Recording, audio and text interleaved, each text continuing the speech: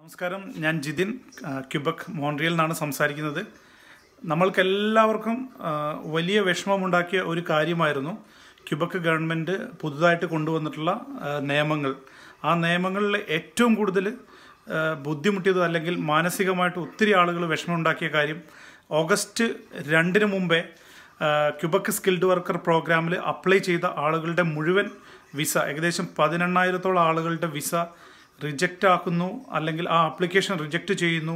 CSQ കിട്ടാതിരുന്ന മുഴുവൻ ആളുകളുടെയും visa application മുൻകാല പ്രാബല്യത്തോടുകൂടി അവർ റിജക്റ്റ് ചെയ്യുന്നു എന്നുള്ള വാർത്ത ഒരുപാട് ആളുകൾക്ക് വലിയ വിഷമം, മാനസിക സംഘർഷം ഉണ്ടാക്കിയിട്ടുണ്ട്. എസ്പെഷ്യലി നമ്മുടെ മലയാളികൾക്കൊക്കെ വളരെ സങ്കടം ഉണ്ടായിട്ടുണ്ട്. കാരണം 2016 മുതലൊക്കെ അപ്ലൈ ചെയ്ത ആളുകൾ വർഷങ്ങളോളം അവർ കാത്തിരുന്ന് പൈസയും ഇത്രയും വർഷം ഇത് പ്രതീക്ഷിച്ചിരുന്നിട്ട് ഒരു സുപ്രഭാതത്തിൽ ഇതെല്ലാം തള്ളുന്നു എന്നുള്ളൊരു വാർത്ത കേട്ടപ്പം എല്ലാവർക്കും വളരെ സങ്കടം ഉണ്ടായിട്ടുണ്ട്. പക്ഷേ ഇപ്പോൾ ചെറിയൊരു എന്താ പറയുക, തീർത്തും നമുക്കൊന്നും പറയാറായിട്ടില്ലെങ്കിലും അത് നിങ്ങൾ കംപ്ലീറ്റ് ആയിട്ട് പ്രതീക്ഷ കൈവിടണ്ട.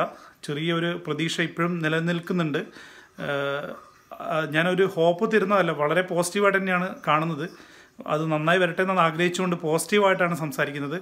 കാരണം അത് ഞാൻ നിങ്ങൾക്കൊരു ഫോൾസ് ഹോപ്പ് തരികയല്ല, പക്ഷേ എങ്കിലും ഒരു പോസിറ്റീവായിട്ട് ഇത് കണ്ടുകൊണ്ട് സംസാരിക്കുകയാണ്.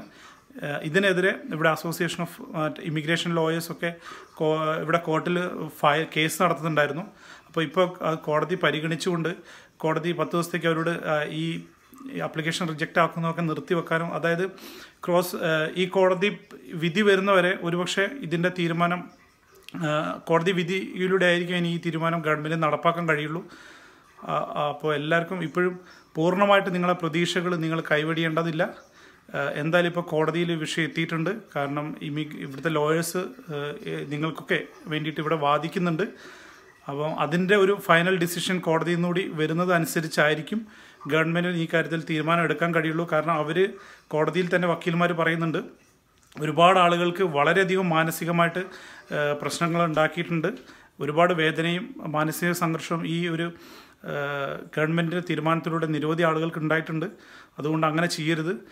എക്സിസ്റ്റിംഗ് ആയിട്ടുള്ള നിയമം, അതായത് ഇനി എന്തെങ്കിലും റൂള് വരുന്നുണ്ടെങ്കിൽ അത് ഇനി അങ്ങോട്ടുള്ളത് മാത്രം അപ്ലിക്കബിൾ ആക്കിയിട്ട് ഇനി അങ്ങോട്ട് മാത്രം അത് അപ്ലിക്കബിൾ ആക്കി മുന്നേ അപ്ലൈ ചെയ്തവർക്കൊക്കെ ഇത് പഴയ നിയമം അനുസരിച്ച് തന്നെ പ്രോസസ്സിങ് കണ്ടിന്യൂ ചെയ്യണം എന്നാണ് ഈ ലോയേഴ്സ് കോടതിയിൽ വാദിക്കുന്നത്.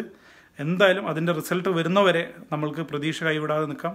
എല്ലാവരും പ്രാർത്ഥിക്കുക, കഴിയുന്ന രീതിയിലൊക്കെ ഇതൊക്കെ നടക്കും. കാരണം അത്ര ശക്തമായിട്ട് ഇവിടെ ലോയേഴ്സ് ഇതിനു വേണ്ടി വാദിക്കുന്നുണ്ട് എന്നുള്ള വളരെ പ്രതീക്ഷകരമായിട്ടുള്ള വാർത്ത തന്നെയാണ് ഇപ്പം വരുന്നത്. അതുകൊണ്ട് പൂർണ്ണമായിട്ടും നിങ്ങൾ ഈ പ്രതീക്ഷ കൈവേടിയേണ്ടതില്ല. നമുക്ക് പ്രതീക്ഷയോടെ കാത്തിരിക്കാം. Best wishes.